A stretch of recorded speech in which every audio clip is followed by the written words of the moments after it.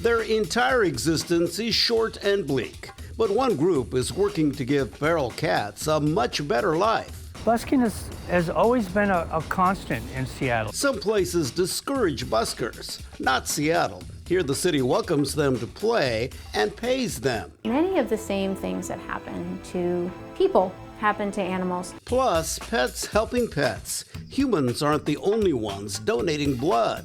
These stories and more next on CityStream.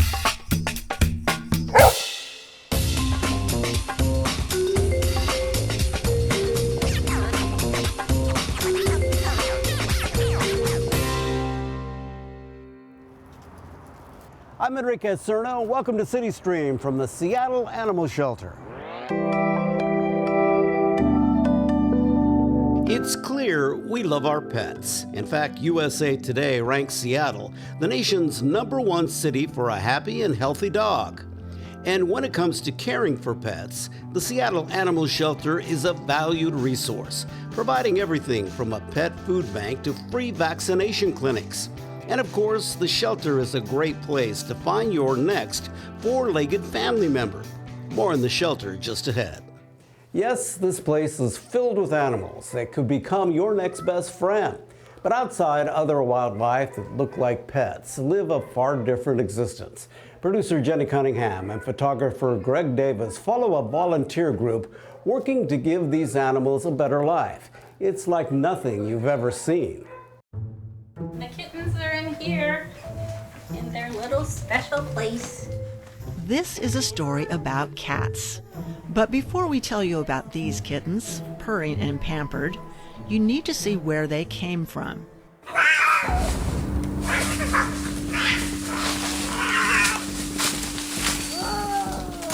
Claws that scratch, teeth that bite, paws that run and run when humans are around. If we spoke cat, we would hear them curse. Such nasty creatures. Who would care about them? Welcome to the wild world of Alley Cat Project. In a South Seattle neighborhood of foundries, highways, and homeless encampments, a young woman walks with a cage. She places the cage on the ground. One end is open, on the other end she puts the bait. And then the Alley Cat Project volunteer waits. And waits. There's a lot of waiting. Before this. Deb Sorensen founded Alley Cat Project in 2010. I never intended to do this. It was never my plan. Just started out volunteering at the shelter, and I found out at that time that 80% of all the cats that they euthanized were feral cats. Hey guys, are you ready for some food? Feral cats are tough to find homes for. Yeah. They don't trust humans, as opposed to strays which have lived with people at some point. There are more free-range cats than you realize. Approximately 40 million in the United States, according to the Humane Society. Wild cats often live a short, hard life. They are very much in danger. They fight to survive, and they fight to mate. The big idea with Alley Cat Project is to help cats living outside live a better life. If they can get them adopted, that's the cat's meow. For hardcore feral felines, there's something called TNR, Trap, Neuter, Return. Capture wild cats. Step 2, get them spayed or neutered. Finally, return them to where they were captured, with clipped ears to show they've been fixed. Then wildcat colonies are happy places where cats can live years and years. No more macho male fights for mates. No more litters and litters of kittens. They can have 2 or 3 litters a year if they don't get caught in time. Let's do the math. A female cat will give birth to an average 12 kittens a year. In 7 years, a single pair of unaltered cats and their offspring could produce 370,000 kittens. Alley Cat Project has made great strides creating contented colonies of fixed and vaccinated wild cats in Seattle. Volunteers feed them in raccoon-proof stations. We spend over $50,000 a year on food alone. But there was a hotbed of feral litters where Alley Cat Project could only scratch the surface. Homeless encampments, which attract rats that bring in cats, and then one of the cats up here had a litter of kittens, and I've had them ever since they were born. When we met Leah Shipley, she was living in a tent in Sodo with her cats, Master Mittens and Mr. Stench. Yeah, they keep me happy, and I do everything that I can for them. Alley Cat Project had a tough time convincing encampment residents to get their animals spayed and neutered. That changed when volunteer Morgan Sandys showed up. Homeless people are just normal people going through a really rough time, and the connection they have with their pets is often life-saving, and that should not be undermined for any reason. Sandy's day job is in homeless outreach. That's one reason Shipley and the other campers allowed Sandys to take their cats away to be fixed. The other reason? Sandys used to live here. I myself was homeless for about half a decade, not too long ago. Sandys understands what it means to have this when you have so little. I love them to death. Again, if I didn't have them, I don't know what I would do. That's the power of the kitten. Okay, here are those baby kitties we promised. I got them when they were 2 or 3 days old. Now they're 6 weeks old, and foster parent Catherine Schatzel is in love with 6 kittens born under a rhubarb bush. She's especially smitten with the kitten that almost didn't make it. I called her Wee One. She was only 3 ounces when I first got her, and I syringe fed her and bottle fed her, and now she's a whopping pound and 8 ounces. Hold on. Yeah. Ooh, the runts are always the feisty ones. And all the others follow her and learn by her antics. For Alley Cat Project's 130 volunteers, it's all hands on deck April through November. Kitten season offers the best chance to change a life. Almost 3/4 of all the cats we trap are kittens. Way to go, Morgan. Way to go. Oh my God. The urgency for trappers, there's a window of time when kittens born in the wild can be tamed. So I think these kittens are spicy by the way they are freaking out right now.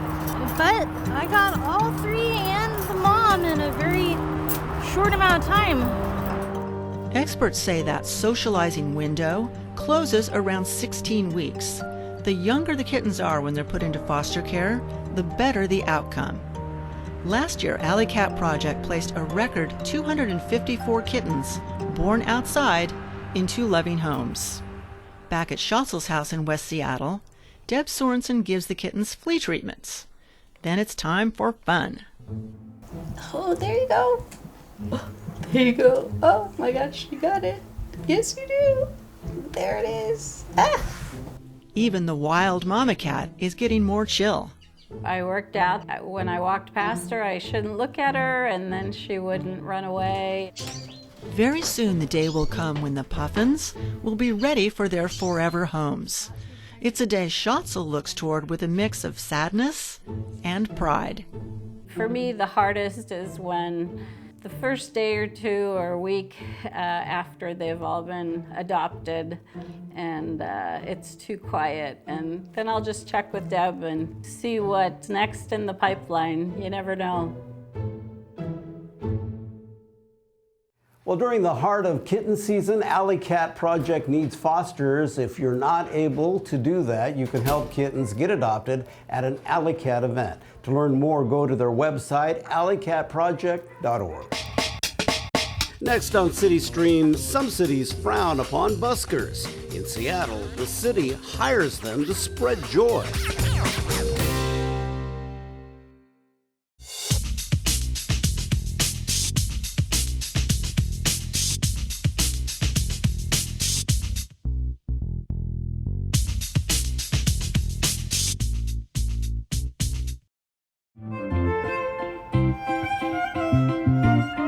What better way to enjoy a sunny afternoon than to listen to soothing music in a Seattle park?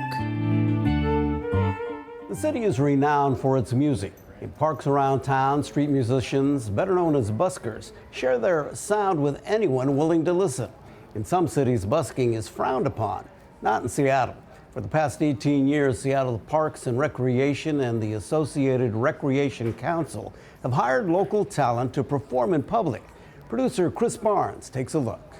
Where winged creatures flicker through a landscape painted black and blue and gray. Busking has always been a constant in Seattle, thanks to Jim Page, who 50 years ago challenged the laws that prohibited busking. And since then, it's just been flourishing and growing. We have a vibrant busking community down at Pioneer Square, City Hall Park, Hing Hay, Cal Anderson, Denny Park, Pike Place Market. We have a lot of buskers in and around the Seattle Center, Ballard Commons. The Seattle Center and the Pike Place Market have busking programs that are independent of ours at Seattle Parks and Rec. I met a pretty gal at a fortune-telling place. We have a wide variety of cultures represented too. We actually have a blind busker. We have a trans busker DJ. We have buskers that represent all kinds of music from all over the world too. We really try to, have a slice of our community represented in our artistic and musical performances. I was a professional musician and I toured in the 80s and 90s. I kind of retired from that and wanted to cross off some things on my bucket list, one of which was to be a busker. So I decided to busk a summer at Alki Beach. And on my first day I was out playing and someone came up and cut an article out of the newspaper, said Seattle Parks Department's hiring musicians to perform in the park. So I answered the ad and we met this woman, Adrienne Caver Hall, who started the busking program. A leadership volunteer told me about busking. I then went and researched it and found out what it was. And then I realized that Pike Place Market had a busking program. And we ended up having a budget to activate the downtown parks. So we started with the busker program. My name is Philip Kraft. I'm the busking program coordinator for the Seattle Parks Department and the Associated Recreation Council. And so that was kind of the beginning of a relationship between me and Adrienne. She took me under her wing and she taught me a lot about activating parks and saw that I really believed in the program. And that's been, kind of my baby, since. I've been doing it for 18 years. And I don't understand how you can be so mean to someone so sweet. I have been a busker for almost 7 years and about a year with the program. Other cities kind of criminalize it, honestly. They in certain parts, they won't let you play music, kind of consider it panhandling. So this is a really lax city when it comes to the laws and the ordinances about playing. So I love it here. This is one of the better cities. Butterfly beneath her eye, do you know where she might be? Well, and so I'm told, and though I feel so old, I'm still trying.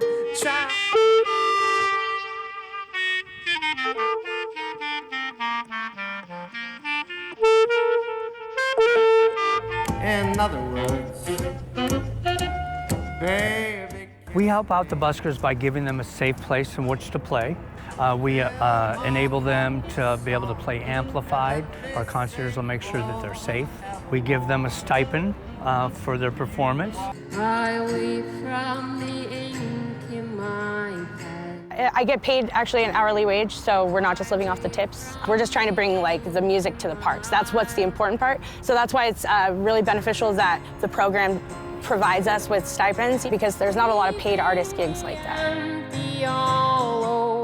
One of the things that I really find joy in is helping struggling musicians, and there's no better way, than keeping the busking program alive and vibrant and safe. Thanks to Philip for he's always putting the schedules together and making it possible for us buskers to just play in the parks and do what we love to do and get paid for it, and it's a really sweet gig. So how about a round of applause for Philip right here.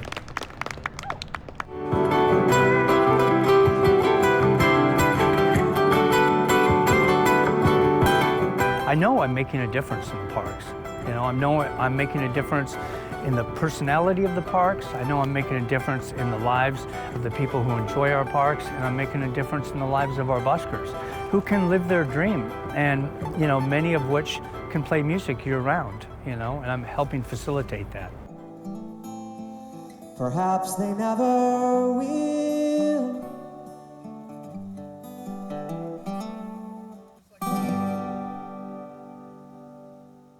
This year's Seattle's Busker program has 46 musicians, an all-time high. For them, they say it's a dream come true since they get a chance to share their music and get paid to do it.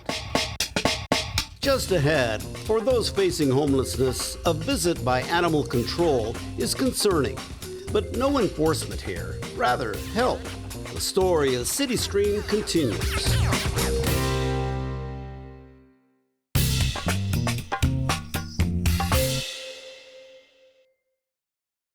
Welcome back to CityStream from the Seattle Animal Shelter.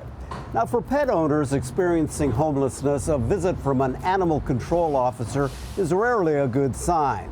But an outreach program offering pet food, bedding, and other supplies is being met with a much different reaction. Chris Barnes explains.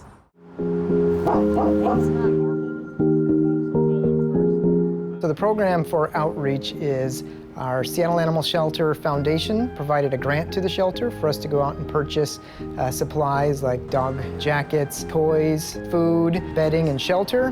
We'll bring them out to RVs, tent encampments, tiny homes to try to bring supplies out to the pets and people that need them most. We have collars that we hand out. We've got some toys and other supplies that we have over here, some enrichment items. We fill these full of kibble, and the dogs can then roll them around and play, and the kibble falls out, keeps them entertained. Hey, how's it going? It's Robert from the Animal Shelter. Did you need any dog food? We give out supplies from the animal shelter once every couple of weeks. Don't have a harness, but give you a collar, and at least that serves as a backup. That'd be great. Thank you so much. All right, where would you like to leave this? So the program was started by us recognizing a need out in the community and working with our foundation to go directly to individuals that needed that support. So here's a bag of dog. Okay.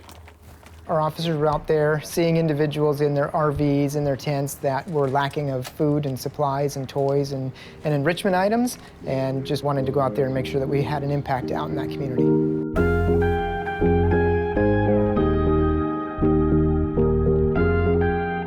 So the pet food comes from a donation from our foundation. So they will grant the shelter dollars for resources, and so then we will purchase that food to then give out to the community. This is not kitten. Do you want some dry kitten?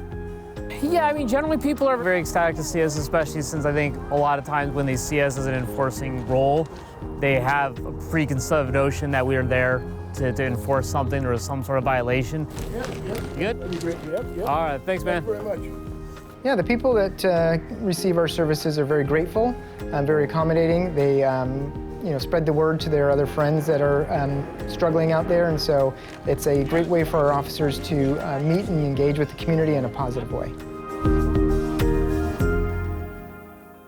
Positive indeed. Now, that's just one of the programs that's offered here at the Seattle Animal Shelter. And joining me now to talk more about what happens here and the work that's done is Executive Director Esteban Rodriguez. Thanks for taking the time to do this. Good morning. Thank you for having me. You know, as we saw in the story, one of the things you're really trying to do is get people not to fear your officers, but really to seek help.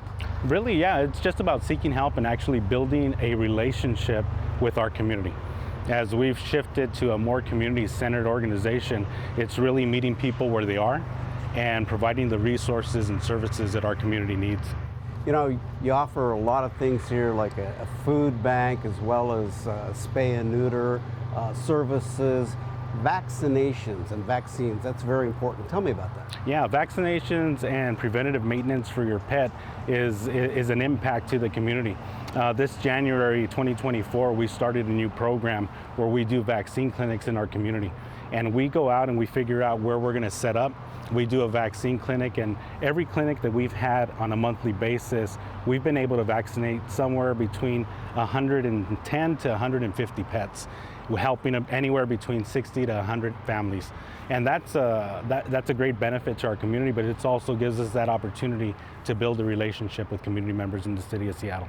So the information about all of this is really on your website, and what else can you find there? Yeah, everything's on our website, from vaccine clinics to becoming a volunteer to becoming a foster care provider, our hours of operation. Let's get to that important thing about people in the community if they want to adopt a pet. What's the process? Tell me about that. Yeah, if they want to adopt a pet, they can go to our website, they can see the animals that are available, fill out a questionnaire form, or they can just come to the shelter. We're open Tuesday through Thursday, 1 to 5. You can show up Saturday and Sunday. We're only closed on Mondays and Fridays. So anytime you want to come in 1 to 5, you can come, look at the pets, talk to our great staff that are here to give you all the information about the pet, what we know about the pet, and hopefully make a good connection so that we can give that pet a forever home with that community member. What do you want people to keep in mind about the whole process of adopting, about whether getting a pet's a good idea?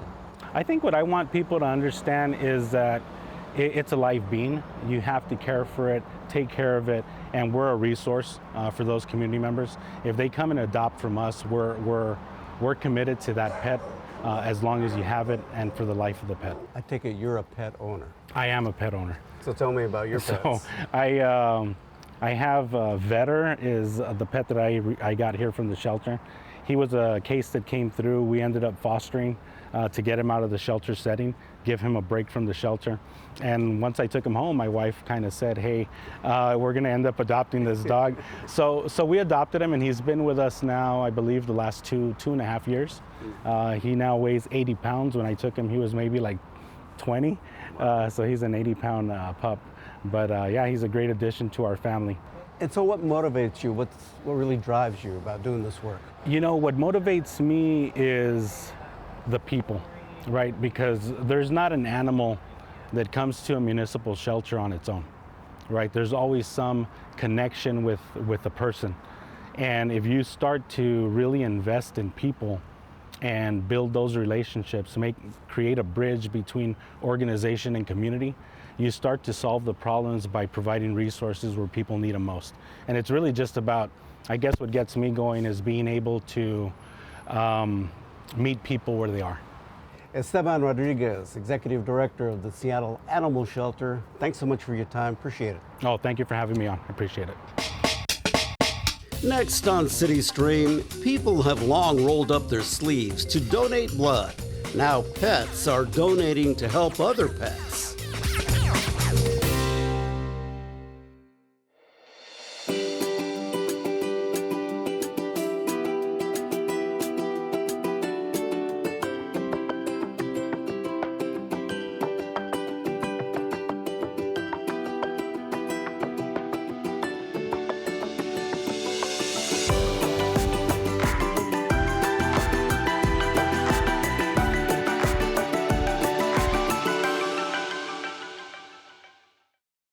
Some advancements in medical science are now being mirrored in the animal world. As life-saving procedures for dogs and cats become more common, there's a growing need for pet blood donors. Diane Duthweiler reports. When it comes to canine blood, one breed is the outlier. Greyhounds are our super donors. They have the highest level of red blood cells in their body, as they have genetically, over time, just been bred as athletes. Power, a rescued greyhound racing dog, is checked by a vet before donating a pint of blood for the 21st time. He looks good to go for me. Yay! Good job, Power. Did you get any treats? Missing most of his teeth due to neglect early in life, Power can't eat many of the treats he's being offered at North Seattle's Access Blood Bank. That's Power, awesome. Do you want to try one of these? Look, it's a little softer. Is it soft? It's a little bit softer. Access uses donated pet blood for veterinary surgery and other procedures. The Northwest has a strong network of greyhound rescuers who work to inform new owners that their dogs can be super donors. I believe he's from the Panhandle of Florida, Jefferson County Kennel Club, not one of the better racing tracks in Florida. They had high hopes for him, but he didn't last that long. He only had a 6-month-long racing career, and once they start losing, then they take him off of the track. And now there's rescue groups that get these guys before they were shot or put down. I guess they can help up to 4 dogs with one donation, depending on the size of the animal. So to think that he's helped dozens of dogs is a pretty neat idea. Bernie, right here. Bernie, right here. Blood donor Bernie is not retired in any way. He's an active part of the family business, testing snacks and carousing with customers at Dogwood Park, where his owners run a gourmet dog treat bar. In fact, Bernie is responsible for Ben and Dawn Ford's business. He came home and he changed our whole lives, for sure. We started a dog walking service because of him, because he required so much exercise. He joined the blood donor program. Dawn developed an interest in pet nutrition, which turned into the Barkery, Seattle's only food truck for dogs. She also started taking the family cat in for blood donations at Access. Unlike dogs, cats must be sedated. Well, if anything were to happen, she's in the best place possible. She's at the animal hospital, right? And they're going to take the best care of her. And we only had good experiences. I mean, and they would like trim her nails and do, give her a little shave down and do little things for her when she was put under that you would never be able to do to a cat regularly. So they try to make it worth your while. I think they understand that people aren't thrilled about that, Dawn says there are incentives for pet donations. Their blood work was done for free every year, which is something that's required annually. They get free vet checks each time. You get a free blood transfusion if you ever need it. Bernie is giving his 30th donation today and knows the routine. He barely notices a small pre-donation blood sample from his leg. The same for the blood draw needle into his neck, a common veterinary technique. 20 minutes later, Good job, Bern. Okay. Good job. We have been called as an emergency donor, just like we're really low on his type. We've been there where donating where his blood is literally going right into a dog in surgery. And that just feels so great that we were able to help or contribute. Many of the same things that happen to people happen to animals, and where you'll need a blood transfusion. You wouldn't necessarily think, oh, somebody would do dialysis for their pet, but they do. Dr. Waldrop says cat blood typing is somewhat similar to humans, but canine blood is more complicated, and Access is helping study the best ways to type and reuse it. Access Blood Bank has nearly 100 cats and slightly more dogs on its donor roster, all volunteers. But we run out a lot, and we scramble and sometimes have to buy blood for our patients. Additional units are purchased from commercial blood banks or universities that might own their animal donors. They have animals who may be purpose-bred, but they also may be shelter animals that are brought in and kept for a certain amount of time on property, treated like kings and queens, but they're kept on property. When someone gives us blood from their pet, the blood actually goes to our inpatients or is sold because we don't want the blood to go bad. We really do need donors. We're not profiting off of this. And that wraps up this edition of CityStream from the Seattle Animal Shelter. If you'd like to learn more about the many services and programs offered by the Animal Shelter, check out their website at seattle.gov/animal-shelter. I'm Enrique Cerna along with T-Bone. Thanks for joining us. We'll see you next time.